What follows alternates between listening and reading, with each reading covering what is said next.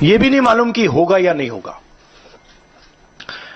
तो एक प्रकार से यह डिस्ट्रैक्शन टैक्टिक है, डाइवर्जन टैक्टिक है। डाइवर्जन किस चीज से हो रहा है? डाइवर्जन ओबीसी सेंसस से हो रहा है। मैंने पार्लियामेंट में सिर्फ एक इंस्टीट्यूशन के बारे में बात की, वो जो हिंदुस्तान की सरकार का सेंटर है, कोर है, जो हिंदुस्तान की सरकार को चलाता है, कैबिनेट सेक्रेटरी एंड सेक्रेटरीज। और उसमें मैंने एक छोटा सा सवाल पूछा। प्रधानमंत्री कहते हैं कि वो ओबीसी के लिए बहुत काम कर रहे हैं। अगर प्रधानमंत्री इतना काम कर रहे हैं तो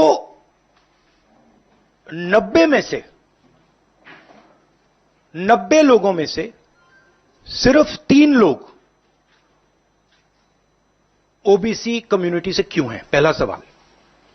दूसरा सवाल, मैंने यही एनालिसिस बजट को देख के की कि भैया पूरा हिंदुस्तान का बजट क्या है और ये जो ओबीसी ऑफिसर्स हैं ये इस बजट में से कितना कंट्रोल कर रहे हैं और क्या कंट्रोल कर रहे हैं। आदिवासी क्या कंट्रोल कर रहे हैं, दलित क्या कंट्रोल कर रहे हैं। ओबीसी हिंदुस्तान के 5% बजट को कंट्रोल कर रहा है, ओबीसी ऑफिसर्स। तो मुझे बात समझ नहीं आ रही है। प्रधानमंत्री हर रोज ओबीसी की बात करते हैं, ओबीसी प्राइड की बात करते हैं, मगर ओबीसी के लिए किया क्या? अब जब मैंने ये बात बोली, उनका रिस्पांस बड़ा इंटरेस्टिंग है। वो कहते हैं कि लोकसभा में हमारा रिप्रेजेंटेशन है। लोकसभा में रिप्रेजेंटेशन का क्या लेना देना है? मैं कह रहा हूं कि बजट डिसीजन जो लेते हैं, जो बजट को ऑफिसर्स हैं, जो बजट को कंट्रोल करते हैं,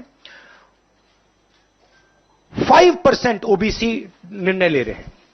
और मैंने सिर्फ यह सवाल पूछा, क्या हिंदुस्तान में ओबीसी की आबादी 5% है? यह मैं जानना चाहता हूं। अगर 5% है तो फिर वो ठीक है, उसको मैं एक्सेप्ट करने के लिए तैयार हूं। मगर अगर वो 5% से ज्यादा है तो मुझे यह पता लगाना है, और एक बार मैं मन बना लेता हूं, मैं छोड़ता नहीं हूं, मुझे यह पता लगाना है ये ओबीसी हिंदुस्तान में कितने हैं, और जितने हैं उतनी भागीदारी इनको मिलनी चाहिए। अब आप किसी लोकसभा में किसी भी एमपी से पूछ लीजिए, लोकसभा को टेंपल ऑफ डेमोक्रेसी कहा जाता है। आप किसी भी बीजेपी के एमपी से पूछ लीजिए कि वो कोई डिसीजन लेता है, कोई कानून बनाता है, कोई कानून बनाने में भाग लेता है, किसी से भी पूछ लीजिए। बिल्कुल नहीं। ना कांग्रेस का एमपी इस लोकसभा में, ना बीजेपी का एमपी, ना कोई और इंडिया का एमपी कोई डिसीजन लेता है। मतलब एमपीज को जैसे मंदिर में मूर्ति होती है वैसे मूर्तियां बना रखी हैं, और ओबीसी की वहां पे मूर्तियां भर रखी हैं, मगर पावर बिल्कुल नहीं है।